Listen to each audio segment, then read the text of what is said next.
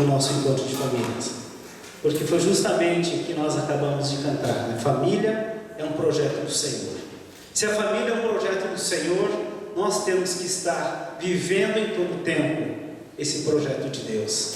Quero te convidar você para abrir tua Bíblia no livro de Gênesis, no capítulo 13. Nós vamos estar vendo sobre uma família. Gênesis capítulo 13, de 5 a 16. Eu quero estar falando com vocês hoje como que nós temos que fazer para manter a unidade familiar. Qual é a forma, como nós temos que proceder para manter essa unidade. Gênesis capítulo 13, versículos de 5 a 16, a palavra de Deus fala dessa forma. Ló, que acompanhava Abrão, também possuía rebanhos e tendas, e não podiam morar os dois juntos na mesma região, porque possuíam tantos bens que a terra não podia sustentá-los. Pois surgiu uma desavença entre os pastores dos rebanhos de Abrão e os de Ló. Nessa época os cananeus e os fariseus habitavam aquela terra. Então Abrão disse a Ló: não haja desavença entre mim e você, ou entre seus pastores e os meus, afinal somos irmãos. Aí está a terra inteira diante de você. Vamos separar-nos. Se você for para a esquerda, irei para a direita. Se você for para a direita, irei para a esquerda. Olhou então Ló e viu todo o vale do Jordão, todo ele bem irrigado até Zoar. Era como o jardim do Senhor, como a terra do Egito. Isto se deu antes de o Senhor destruir Sodoma e Gomorra. Ló escolheu todo o vale do Jordão e partiu em direção ao leste. Assim os dois se separaram. Abraão ficou na terra de Canaã, mas Ló mudou seu acampamento para um lugar próximo Ló mudou para um acampamento próximo de Sodoma, entre as cidades do vale. Ora, os homens de Sodoma eram extremamente perversos e pecadores contra o Senhor. Disse o Senhor a Abrão, depois que Ló separou-se dele: de onde você está, olhe para o norte, para o sul, para o leste e para o oeste. Toda a terra que você está vendo, darei a você e a sua descendência para sempre. Tornarei a sua descendência tão numerosa como o pó da terra. Se for possível contar o pó da terra, também se poderá contar a sua descendência. Pai, mais uma vez nós queremos estar nos prostrando na Tua presença. Fala, Senhor, com cada um, que a Tua palavra, temos a convicção que ela é verdadeira e ela é eficaz, e ela penetra, Senhor, no mais íntimo do ser humano. Por isso, Pai, eu peço agora que eu possa me calar, e o Espírito Santo fale através de mim, para a vida de cada um que está aqui, pois eu oro em nome de Jesus. Amém. Como é bom a gente poder ver que, por mais que possamos ter algumas dificuldades, nós continuamos sendo uma família. Eventualmente surgem algumas crises na família, e isso ameaça justamente a unidade. E quando a nossa unidade é ameaçada, talvez não apenas na nossa casa ou no nosso dia a dia como família, mas também no âmbito de parentesco, irmãos, primos, tios. Muitas vezes essa unidade ela acaba sendo abalada por tantas picuinhas que são tão pequenas na nossa caminhada e acabam causando raízes muito grandes. Pais contra filhos, filhos contra pais, noras e sogras, né? Isso é bem complicado. Ou genro e sogro. Existem então tantas formas que acabam atrapalhando a unidade da família. Muitas vezes nós não conseguimos conviver, mas se a gente vigiasse um pouco mais, talvez não haveria essas picuinhas. se a gente mantesse nossa família realmente unida em Cristo, não existiam essas picuinhas que muitas vezes acabam se tornando guerras familiares. Muitas famílias são desunidas justamente por picuinhas, por coisas tão insignificantes que geraram um afastamento desse relacionamento. A vontade de Deus para a família é que ela permaneça sempre unida. Deus criou o homem não para viver só. E a partir da relação que a gente vê de Abraão, ou de Abrão ainda, com seu sobrinho Ló, nós podemos tirar algumas atitudes que servem para a nossa vida, para que a gente entenda ou possamos imitá-las, para a gente poder manter a unidade familiar. Não apenas a unidade familiar, mas também nós podemos estar estreitando nossos relacionamentos como família. E isso Deus quer que a gente tenha uma posição. O versículo 8 desse capítulo 16, a palavra nos diz que nós devemos ser pacificadores. Quando a gente vê a vida de Abraão, abaixa um pouquinho para testar. Quando a gente vê a vida de Abraão, a gente vê que ele era um homem pacificador. Por isso que lá no livro de Provérbios, a palavra de Deus nos diz que não há fraude, ou há fraude no coração dos que maquinam o mal, mas alegria tem os que aconselham a paz. Então nós temos que sempre viver no conselho da paz. O livro de Romanos também, ele diz: não retribuam a ninguém mal por mal, procurem fazer o que é correto aos olhos de todos, façam todo o possível para viverem em paz com todos, amando-os. Nunca procurem vingar-se, mas deixem com Deus a ira, pois está escrito: minha é a vingança, eu retribuirei, diz o Senhor. Ao contrário, se o seu inimigo tiver fome, dá-lhe de comer, se tiver sede, dá-lhe de beber. Fazendo isso, você amontoará brasas vivas sobre a cabeça dele. Não se deixe vencer pelo mal, mas vençam o mal com o bem. Então, Romanos 12, de 17 em diante, que eu acabei de ler, mostra que nós temos que ser amáveis. Nós temos que entender que ser pacificadores é você sempre estar fazendo algo bom, trazendo essa unidade na família. Mas nas nossas famílias, muitas vezes, existem algumas pessoas que têm prazer de maquinar o mal. Se você não está bem com algum familiar, aquela pessoa, em vez de ir lá e fazer alguma coisa boa, chegar, não, vamos lá, vamos conversar com o nosso familiar para trazer a unidade novamente, a pessoa vai lá e fala mal daquela pessoa para você. Sai da tua casa, vai lá e fala mal para o outro. Aí acaba causando mais desconforto do que traz uma unidade. Acaba causando algo tão ruim na nossa vida que Deus condena. Tanto lá em Tiago, no capítulo 3, a palavra de Deus condena a língua, o pecado de você falar mal do outro. Então nós vemos alguma estratégia que Abraão tomou com seu sobrinho Ló.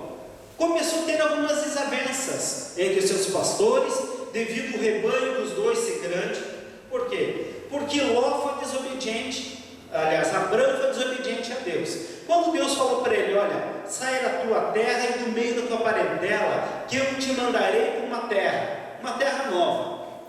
Saia do meio da tua parentela. E o que Abraão fez? Levou seu sobrinho junto. Se era para sair do meio, não era para levar ninguém. Era só ele, a sua esposa, como ele não tinha filhos, e os seus servos e o seu rebanho. Mas ele levou seu sobrinho junto. Então a maior ou a melhor estratégia, nós devemos manter algumas distâncias, em alguns casos. Se aquele teu familiar não te faz bem, então mantenha um pouco de distância, porque a convivência muitas vezes vai fazer com que você peque. E aconteceu isso com Abraão e Ló. quando Deus orientou e falou que eles teriam que se dividir, porque estava existindo desavenças entre eles, mostrou duas terras. Qual é a melhor para você escolher? E Ló, como sendo o sobrinho, Ló deveria ter dado a preferência para o seu tio. Mas como a gente vê no coração dele, um coração arrogante, ele escolheu a melhor parte. Aos olhos humanos era a melhor parte. Só que depois nós vemos a consequência da escolha dele, que toda aquela terra que ele escolheu de Sodoma e Gomorra foi tudo destruído por causa do pecado da humanidade.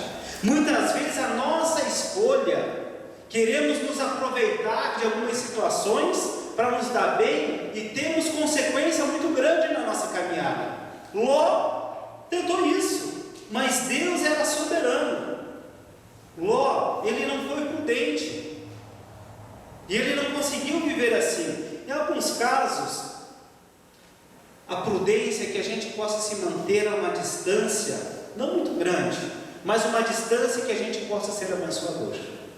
A distância que você possa fazer a diferença no relacionamento teu com a tua família. Se a tua família te faz pecar, nós temos um exemplo muito claro, né? Quando você aceita Jesus, se a tua família não é cristã, muitas vezes eles começam a colocar obstáculos. Aí você vai na casa e você começa a querer falar muito bem do que você está vivendo, de Deus, e você acaba causando desconforto na vida da tua família, acaba causando algumas picuinhas. Então, se você não pode testemunhar, é melhor você se afastar um pouco, para que eles vejam através da tua vida a diferença que Deus fez. Não é por imposição, não é por imposição que nós vamos fazer com que as pessoas queiram estar com a gente, queiram receber esse Deus que nós vivemos, mas é através do amor. Através do amor que nós vamos ver que Deus vai fazer a diferença. Quando a gente lembra da história de Paulo e Barnabé, Paulo e Barnabé eles tiveram uma desavença. No livro de Atos fala sobre isso, né? Eles tiveram uma desavença porque Paulo não queria que Barnabé levasse João Marcos com ele. Porque João Marcos tinha causado um monte de confusão. Aí Paulo fala para Barnabé: não, para aí, não, você não pode levar ele. Mas quando a gente vê depois Paulo recomendando, lá em 2 Timóteo, Paulo recomendando João Marcos para o ministério. Olha, recebam muito bem João Marcos, ele causou alguns problemas na nossa vida, mas hoje eu estou te recomendando. Então muitas vezes esse afastamento faz com que a pessoa tenha uma mudança, com que a pessoa viva uma vida diferente. João Marcos tinha causado problemas? Tinha, e foi um dos problemas sérios. Naquele momento, para Paulo, João Marcos era inútil. Mas a partir do momento que houve uma mudança, a separação fez com que eles pudessem afinar os seus relacionamentos.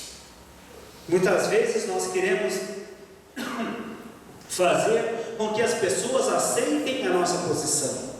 Nossos familiares têm que aceitar a nossa posição. Nossos familiares não são obrigados a aceitar a nossa posição. Quem tem que aceitar a nossa posição somos nós. Nossos familiares têm que aceitar o que eles querem aceitar. Então, para a gente não causar desavenças, nós temos que tentar produzir o melhor relacionamento entre família. Precisamos viver e colocar a nossa família na dependência do Senhor. A nossa família vai ser mudada quando nós estivermos dispostos a ceder. Quando a gente cede, com certeza nós vamos conseguir viver de uma forma diferente. Abraão falou para Ló: se você for para a direita, eu vou para a esquerda. Se você for para a esquerda, eu vou para a direita. Chegou o momento que ele falou: escolha o melhor para você. Aonde você for, vai ser melhor. E Abraão foi para a terra de Canaã. Depois era justamente a terra que Deus havia prometido lá nos antepassados. Uma terra de bonança, uma terra que mana leite e mel. Quando a gente vê quando os espias foram visitar a terra, né, justamente era uma terra que Deus já havia prometido, e Abraão já tinha entrado nessa terra, muito antes do povo de Israel chegar nessa terra prometida.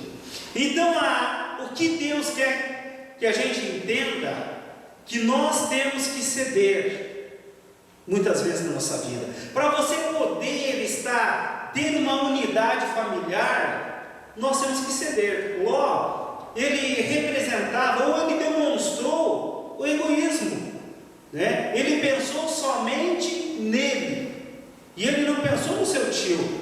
Consideração talvez pela idade do seu tio, uma pessoa mais velha, o respeito, a honra do seu tio ter levado ele junto. Não, ele estava preocupado com o que parecia justo aos seus olhos. Quantas vezes nós agimos assim? Quantas vezes nós achamos que isso é bom para nós e acabamos invertendo o que Deus tem para fazer na nossa vida? Acabamos perdendo a oportunidade de ser abençoados. Por quê? Porque achamos que aquilo era agradável aos meus olhos, mas Deus tem algo especial para fazer na nossa vida, e nós temos que aceitar e viver isso profundamente. Eu vou ler um texto para vocês aqui, no livro de Mateus. Mateus 5,38 diz: vocês ouviram o que foi dito, olho por olho, dente por dente, mas eu digo, não resistam ao perverso. Se alguém o ferir na face direita, ofereça-lhe também a outra. E se alguém quiser processá-lo e tirar de você a túnica, deixe que leve também a capa. Se alguém o forçar a caminhar com ele 1 milha, vá com ele 2. Dê a quem pede e não volte as costas àquele que deseja pedir algo emprestado. Então o que Deus está falando? Que nós não podemos julgar as pessoas, nós temos que amá-los. A vingança vem do Senhor. E ainda fala o texto: vocês ouviram o que foi dito, ame a seu próximo e odeie o seu inimigo. Mas eu digo, amem os seus inimigos e orem por aqueles que os perseguem, para que vocês venham a ser filhos do Pai que está no céu. É isso que Deus quer, amar o nosso próximo, mesmo quando esse teu próximo faz com que você fale, mesmo quando o teu próximo te questiona. Então, quando nós estivermos dispostos a ceder por causa da paz, por causa da unidade familiar, certamente Deus não nos deixará de nos abençoar. Ele vai nos recompensar. Vai nos recompensar por quê? Porque Ele prometeu. E a gente, quando vê Deus fazendo uma promessa para Abraão, foi justamente pela sua fidelidade. Foi justamente pela fidelidade que ele tinha. Não porque ele brigou com seu sobrinho, mas justamente porque ele aprendeu a ceder em todo o tempo. No livro de Gênesis, aí no capítulo 14, você pode abrir a sua Bíblia, 14, de 12 a 20, a palavra de Deus fala assim: levaram também Ló, sobrinho de Abraão, e os bens que ele possuía, visto que morava em Sodoma. Mas alguém que tinha escapado veio e relatou tudo a Abrão, o hebreu que vivia próximo aos carvalhos de Manré, o amorreu. Manré e os seus irmãos Escol e Aner eram aliados de Abrão. Quando Abrão ouviu que seu parente fora levado prisioneiro, mandou convocar os 318 homens treinados, nascidos em sua casa, e assim perseguiu aos inimigos até Dan. Atacou-os durante a noite em grupo, e assim os derrotou, perseguindo-os até a Obã, ao norte de Damasco. Recuperou todos os bens e trouxe de volta seu parente Ló, com tudo que possuía, com as mulheres e o restante dos prisioneiros.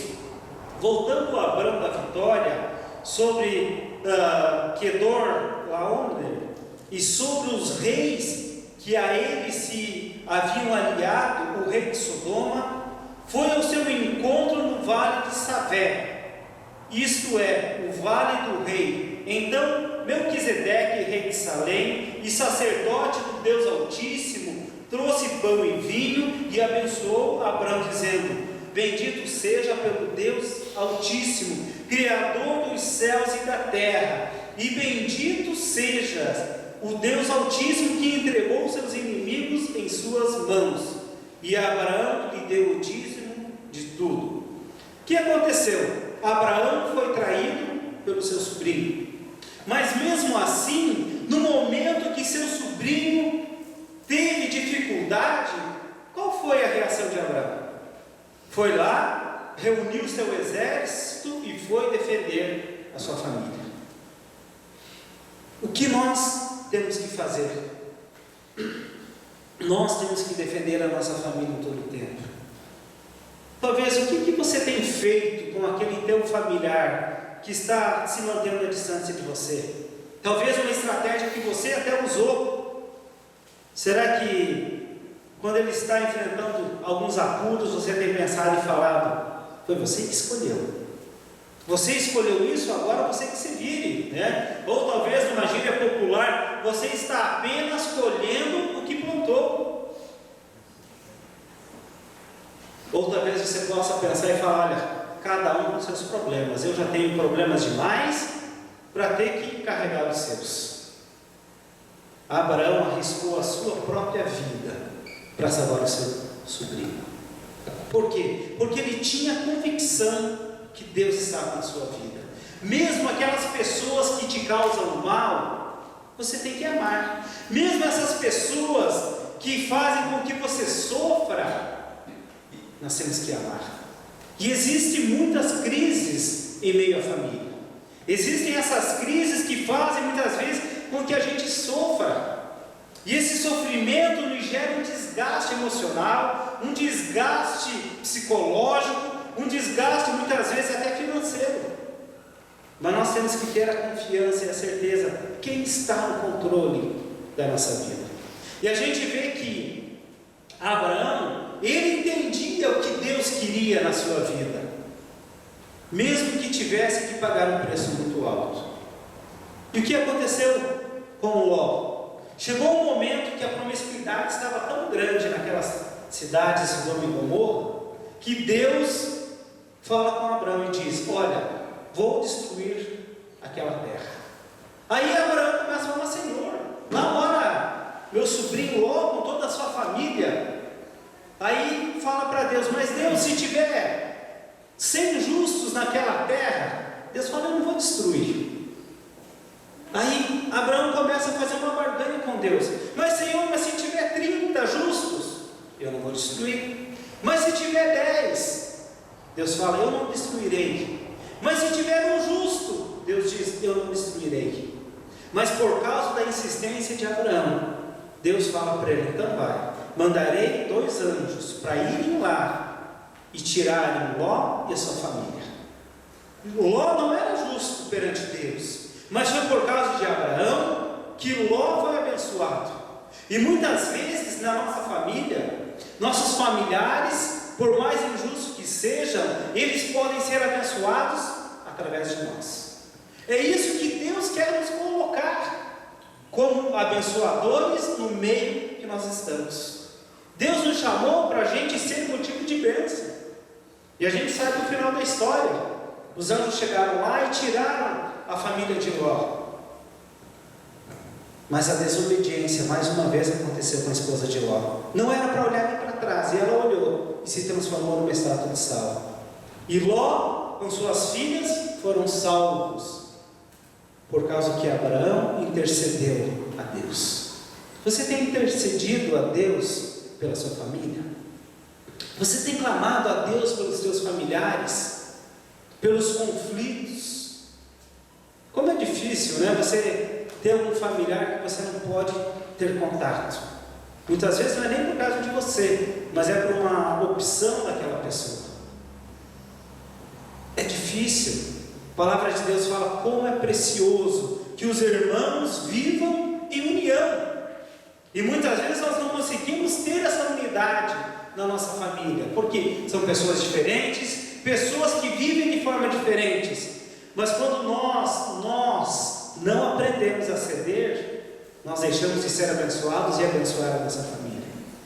Mas quando nós aprendemos a ser pacificadores, aprendemos a ceder, aprendemos a intervir em favor de nossos familiares, nós somos mais abençoados. É isso que Deus quer. Isso que Deus quer na nossa vida, que nós possamos aprender a amá-los, indiferente da situação. Ló estava passando por dificuldades, o exército tinha vindo, os soldados tinham levado eles como cativos, mas isso chegou aos ouvidos do seu tio, e ele interviu perante Deus e foi e venceu. O que você tem feito pela tua família? O que você tem feito pela tua casa? O que você tem feito pelos seus familiares? Quantas vezes você lembra de agradecer pela tua família? Como é bom você conseguir ter unidade. Como é bom você ser uma pessoa diferente no meio, mas diferente no bom sentido.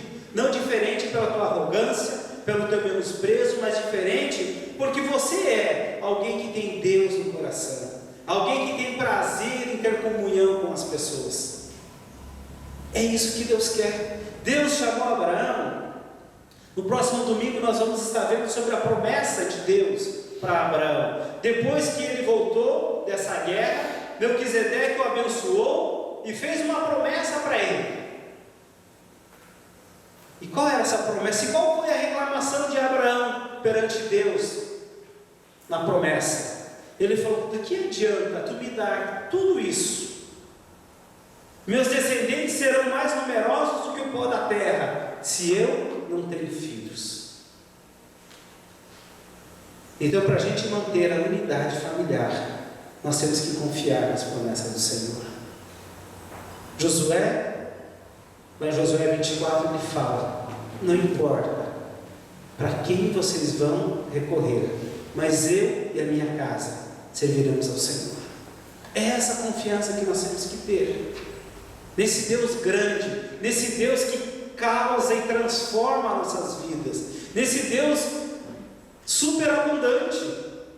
Nosso Deus, ele é além da nossa capacidade de imaginar. Ele é um Deus soberano sobre todas as coisas, e muitas vezes nós perdemos as bênçãos porque confiamos em tantas outras coisas e esquecemos que Deus é principal. Olhou então Ló e viu toda a terra do Jordão, todo ele bem irrigado até Zoar. Era como o jardim do Senhor, como a terra do Egito. E ele quis essa terra porque eu não vou precisar fazer esforço. Quantas vezes nós somos negligentes porque nós não queremos fazer esforço nenhum? Deixa a família lá, que continuem brigando, né? Eu estou bem aqui, estou bem longe. Mas esse estar bem longe não significa que você tem que se afastar das pessoas. Você pode estar longe, algumas centenas de quilômetros, mas você tem que estar perto de coração, clamando pela tua família, clamando para que Deus venha intervir.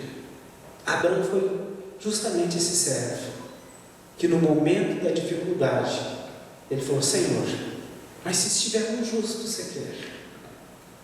E foi por causa da persistência de Abraão que Deus salvou sua casa, salvou a vida de Ló. Então, amados, clame pela sua família, clame pelos seus familiares, que é por causa da tua fidelidade que Deus vai te honrar. Deus vai nos honrar porque nós somos fiéis.